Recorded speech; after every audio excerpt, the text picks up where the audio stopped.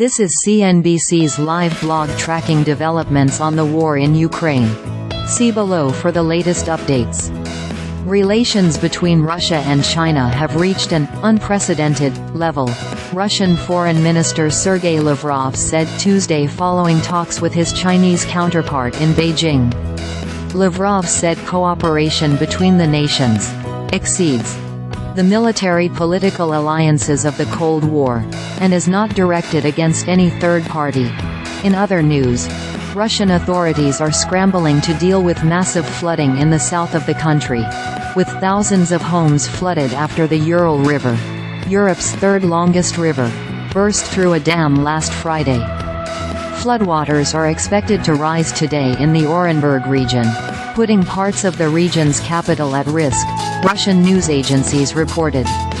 Ukrainian air defense systems destroyed 20 Shahed attack drones as well as 4 missiles from S-300 surface-to-air missile systems, the head of Ukraine's Air Force said Tuesday. The drones were shot down over the Mykolaiv, Odessa, Kherson, Dnipropetrovsk, Poltava, Vinnytsia and Lviv regions, Air Force Commander Lieutenant General Mykola Olechuk said on Telegram. Shahed drones are Iranian-made one-way attack UAVs, unmanned aerial vehicles, that have been a prominent feature in the Russia-Ukraine war. Olechuk did not mention what happened to the S-300 missiles. CNBC was unable to immediately verify the information in Olechuk's post.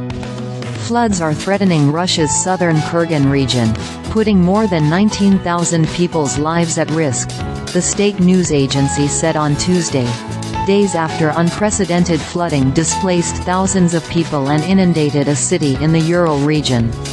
Citing the local branch of Russia's Ministry of Emergency Situations, TASS news agency reported that at least 4,000 homes could also be affected. Emergency measures were put in place in the region, it added. Some of the worst floods in decades have hit a string of Russian regions in the Ural Mountains and Siberia, alongside parts of neighboring Kazakhstan in recent days, after Europe's third longest river burst through a dam. In the city of Orsk in the Orenburg region, angry residents asked President Vladimir Putin for help, complaining that their local officials had not done enough to help with the worst flooding on record.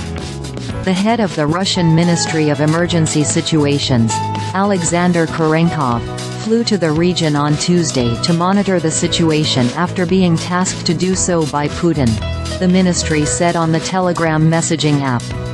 Kurenkov will also visit the Kurgan and Tumen regions in the Urals, the ministry added. Preventive measures are already being taken there. Rescue teams have been strengthened, and the forces and means of the Russian Ministry of Emergency Situations have been put on high alert, the ministry said.